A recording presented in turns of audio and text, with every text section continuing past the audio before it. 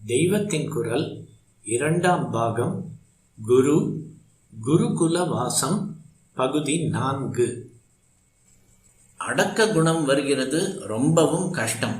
அதுவும் கல்வி கற்க கற்க தான் அறிவாளி என்ற அகங்காரமும் ஏறிக்கொண்டேதான் வரும் என்பது இந்த ஸ்வேதகேதுவின் இன்னொரு கதையில் இருந்து தெரிகிறது. இதுவும் சாந்தோக்கியத்திலேயே தான் வருகிறது. இவன் 12 வருஷங்கள் பிதாவை விட்டு வெளி ஆச்சாரியர்களிடம் படித்துவிட்டு திரும்புகிறான். தனக்கு எல்லாம் தெரிந்துவிட்டது என்ற கர்வத்துடன் திரும்புகிறான். அப்போது இவனுடைய பிதாவே கர்வத்தை ஒடுக்குகிறார். பிரம்மத்தை பற்றி அவனிடம் கேட்டு அவனுக்கு அது அடியோடு தெரியவில்லை என்று அவனே உணர்ந்து தலை குனிந்து தம்மிடம் உபதேசம் வேண்டும்படி பண்ணுகிறார். அடக்கம் வேண்டும் என்பதற்காகவே தான் குருகுல வாசம் என்று வைத்து வீட்டை விட்டு பிள்ளைகளை அங்கே அனுப்பி வைத்தார்கள்.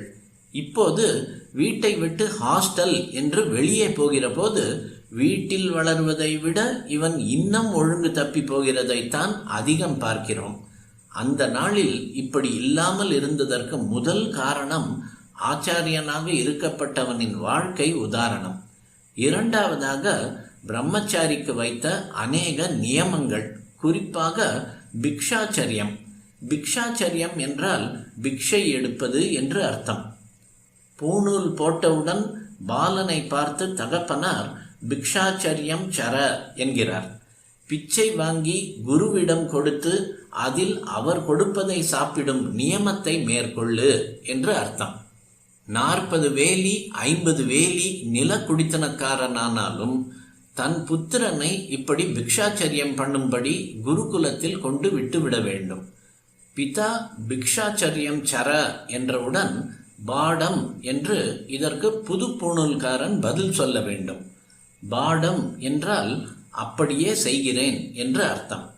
எத்தனை பணக்காரன் வீட்டு பிள்ளையானாலும் குருகுல வாசத்தின் போது ஒரு கோவணத்தை கட்டிக்கொண்டு வீடு வீடாக போய் பவதி பிக்ஷாம் தேஹி என்று பிச்சை வாங்க வேண்டும். ஏன் இப்படி வைத்தார்கள்? இவனுடைய அகங்காரத்தை குறைக்க வேண்டும். இவனுக்கு படிப்பாளி என்ற கர்வம் வந்துவிடக்கூடாது. படிப்பின் வாஸ்தவமான பயனை இவன் அடைய வேண்டுமானால் இவனை வினயமுள்ளவனாக்க வேண்டும் என்பதற்கே இப்படி பிக்ஷாச்சரியம் என்பதை வைத்திருக்கிறது. சிஷ்யன் பிக்ஷை வாங்கி வந்ததை குருவிடம் சேர்த்து விடுவான்.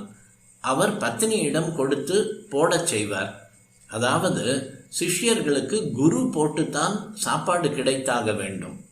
இவன் அகத்திலே சாப்பிட்டு கொண்டு ஸ்கூலிலோ காலேஜிலோ போய் படிக்கிற போது வாத்தியார் கிடக்கிறார் என்று அலட்சிய புத்தியோடு நினைக்கிறான்.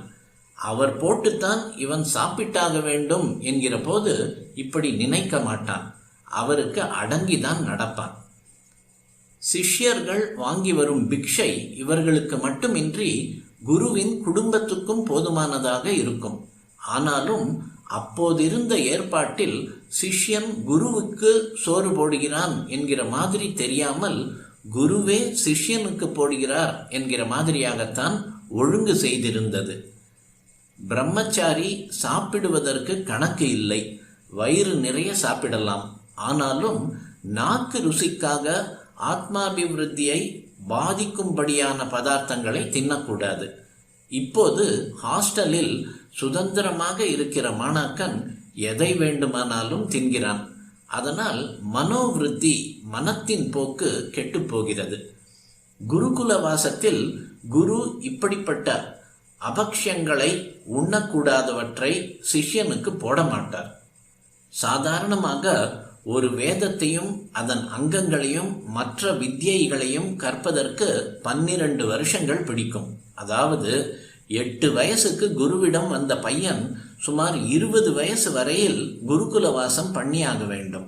14-15 வயசுக்கு மேல் மனசில் விகாரங்கள் ஏற்படக்கூடிய பருவம், காளை பருவம் என்று சொல்கிறபடி காளை மாதிரி இஷ்டப்படி ஓட வேண்டும் என்று வேகம் ஏற்படுகிற சமயம்.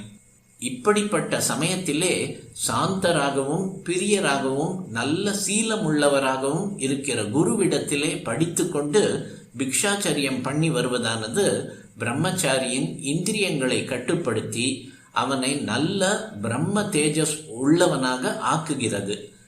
சரியாக இந்த விகாரங்கள் வேகங்கள் தோன்றுகிற காலத்திலே இவனுக்கு குருகுல வாசத்தையும் பிக்ஷாச்சரியத்தையும் ஏற்படுத்தினால் அது விபரீதமாகத்தான் ஆகும். பெரிதாக வெள்ளம் வருகிற போது கரை போட பார்த்தால் கரையும் கரை போட வருகிறவர்களையும் கூட அது அடித்து கொண்டு போய்விடும். அந்த மாதிரி தான் இதுவும். அதனால்தான் இவனை இதற்கெல்லாம் ரொம்பவும் முந்தி ஒரு 6-7 வருஷத்துக்கு முந்தியே 8 வயசு குழந்தையாக இருக்கிற போதே குருகுல வாசத்துக்கும் பிக்ஷாச்சரியத்துக்கும் பழக்கப்படுத்திவிடச் சொல்கிறது நம் சாஸ்திரம். காமம் உள்ளே புகும் முன்பே காயத்ரி புகுந்து இவனை சுத்தப்படுத்த ஆரம்பித்து விட்டது. அதுவும் இதர பிரம்மச்சரிய ஆசிரம நியமங்களும் எல்லாவற்றுக்கும் மேல் பிக்ஷாச்சரியமும் இவனுக்கு அடக்கத்தை உண்டாக்கி விடுகின்றன. இதில் இந்திரிய அடக்கமும் சேர்ந்து விடுகிறது. பிரம்மச்சாரி என்பவன் பேருக்கு அப்படி இல்லாமல் வாஸ்தவமாகவே அப்படி இருப்பான். இகலோகத்துக்கு ராஜா ராஜாங்கம் மாதிரி பரலோகத்துக்கு குரு என்று சொன்னேன். நேராக பரலோகத்தை காட்டி கொடுக்கிற சந்நியாச ஆசிரம குருவை போலவே இதற்கு ஆதியில் அஸ்திவாரம் போட்ட வித்யாபியாச குருவும் முக்கியமானவர் என்று சொன்னேன். ராஜாங்கத்துக்கு சேவை செய்கிறோம் அல்லவா, வரி கொடுக்கிறோம் அல்லவா, இப்படியே ஆரம்ப ஆச்சாரியர் அந்திம ஆச்சாரியர் 2 பேருக்கும் பண்ண வேண்டும். பணிவிடை புரிய வேண்டும், தட்சிணை தர வேண்டும். நாம் ஒருத்தருக்கு ஒன்றை தராமல் அவரிடம் இருந்து மட்டும் பிரயோஜனத்தை அடைந்துவிட முடியாது. எந்த வஸ்துவானாலும் அதற்கு விலை கொடுத்து வாங்கினால்தான் நம்மிடம் நிலைத்து நிற்கும். சந்நியாச குருவுக்கு தட்சிணை என்று அதிகம் வேண்டாம், பணிவிடையே முக்கியம். வித்யாபியாச குருவுக்கு 2ம் வேண்டும். அவருக்கு குடும்பம் உண்டு.